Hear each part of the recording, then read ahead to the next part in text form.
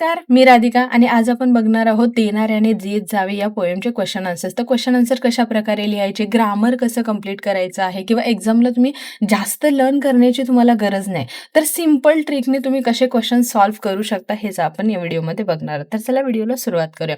पहिला आहे एका वाक्यात उत्तरे लिहा. पहिला क्वेश्चन काय विचारला आहे, शालीचा रंग कोणता आहे? म्हणजे निसर्गाने जी शॉल पांघरलेली आहे त्या शालीचा रंग कोणता आहे? तर उत्तर येणार आहे शालीचा रंग हिरवा आणि पिवळा आहे. आणि हिरवा आणि पिवळा का? कारण जेव्हा पाऊस पडणार आहे तेव्हा माळ रानावरती ग्रीन कलरचं जे गवत येणार आहे म्हणून ते होणार आहे हिरवं. आणि त्याच्यानंतर जेव्हा ते सुकून जाणार आहे तेव्हा ते कोणत्या कलरचं दिसणार आहे? पिवळं म्हणजे येलो कलरचं. सो उत्तर काय आहे? तर शालीचा रंग हिरवा आणि पिवळा आहे.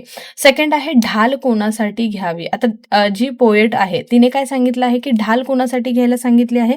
तर ढाल छातीसाठी घ्यावी. कोणाकडनं ढाल घ्यायचे? सह्याद्री पर्वताकडनं. छातीसाठी म्हणजे स्वतःच्या संरक्षणासाठी. थर्ड आहे ढगाकडून काय घ्यावे. ढगाकडनं काय घ्यायला सांगितलेलं आहे? तर उत्तर आहे ढगाकडून वेडेपिसा आकार घ्यावे. मग ढगामध्ये म्हणजे आकाशामध्ये जेव्हा ढग येतात तेव्हा वेगवेगळ्या प्रकारचे वेगवेगळ्या शेपचे क्लाउड तयार झालेले असतात.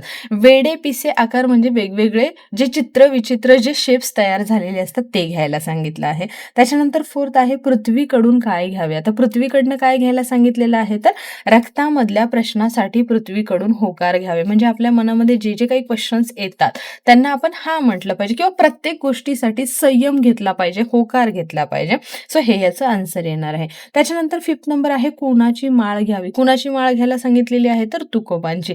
जे तुकोबा शांत, संयमी, प्रेमळ होते त्यांची अभंगाची ही माळ आपल्याला घ्यायला सांगितलेली आहे. त्यानंतर आहे योग्य जोड्या जुळवा. पहिला काय येणार आहे? सह्याद्रीचा काय असणार आहे? कडा असणार आहे. वेडेपिसे काय असणार आहेत? आकार म्हणजे जे आकाशामध्ये क्लाउडचे जे वेगवेगळे शेप्स तयार होतात.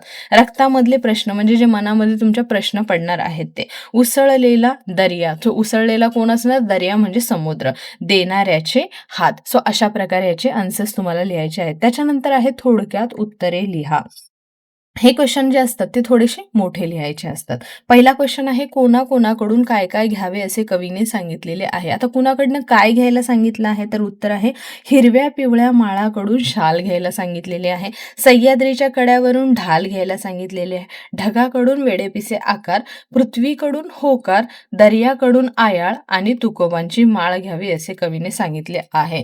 सो माळाकडनं काय घ्यायचं आहे? तर हिरव्या पिवळ्या माळावरनं आपल्याला शॉल घ्यायची. सह्याद्रीच्या कड्यावरनं आपल्याला लढण्यासाठी ढाल घ्यायचे.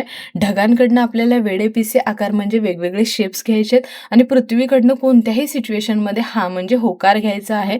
आणि दर्याकडनं आयाळ म्हणजे कुठल्याही संकटाच्या सामोरं उभं राहण्याची जी ताकद आहे ती घ्यायला सांगितलेली आहे. आणि तुकोबांची माळ म्हणजे शांत किंवा तुकोबांसारखं आपल्याला राहता आलं पाहिजे. सो असं कवीने सांगितलेलं आहे. सेकंड आहे या कवितेतून कवीने कोणता चांगला संदेश दिलेला आहे. म्हणजे काय मेसेज दिलेला आहे आपल्याला? निसर्गाकडून चांगले गुण घ्यावेत आणि देण्याची वृत्ती अंगीकारून इतरांना मदत करावी असा संदेश कवीने दिलेला आहे. म्हणजे निसर्गाकडनं नेचरकडनं जेवढं चांगलं आपल्याला घेता येईल तेवढं आपण घ्यायचं आहे. आणि आपल्याकडे जे चांगलं आहे ते पण देण्याची वृत्ती म्हणजेच काय आपल्याला पण ती हॅबिट्स असायला पाहिजे इतरांना मदत करण्याची. असा जो संदेश आहे हा कोणी दिलेला आहे? तर कवीने दिलेला आहे. त्यानंतर आहे खालील कवितेच्या ओळी पूर्ण करा. तर इथं काय असणार आहे? हिरण्या नाही तर हिरवी शाल आहे. हिरवी शाल घ्यावी. त्याच्यानंतर आहे उसळलेल्या डॅश डॅश द्यावे. तर उसळलेल्या दर्याकडून पिसाळलेली आयाळ घ्यावी. आता दर्याकडनं काय घ्यायला सांगितलेले आहे? तर पिसाळलेली आयाळ घ्यायला सांगितले. त्यानंतर आहे समानार्थी शब्द म्हणजे मिनिंग सांगायचे आहेत. ढगचा दुसरा अर्थ काय होणार आहे? मेघ. पृथ्वी म्हणजे अवनी किंवा धरती. रक्तचं येणार आहे रुधिर. माळचं येणार आहे शेत किंवा रान. त्याच्यानंतर हातचं येणार आहे हस्त किंवा कर लिहू शकता. दिवसचं येणार आहे दिन. विरुद्धार्थी म्हणजे अपोजिट वर्ड लिहायचे आहेत. घ्यावेचं येणार आहे द्यावे. वेडाचं येणार आहे शहाणा. देतचं येणार आहे घेत आणि दिवसचं होणार आहे रात्र. आता वचन बदलायला सांगितलेलं आहे म्हणजे सिंग्युलर असेल तर प्लुरल, प्लुरल असेल तर सिंगल. माळ म्हणजेच काय? तर एक असेल तर सिंगल असेल तर माळ येणार आहे. खूप साऱ्या माळी होणार आहेत. माळ म्हणजेच काय? जी गळ्यामध्ये घातली जाते जी तिला काय म्हणतात? तर माळ. आणि दुसरा एक वर्ड आहे इथे माळ म्हणजे ते माळ रान असणार आहे. एक आहे माळ रान आणि दुसरी आहे माळ म्हणजे जी गळ्यात घातली जाते.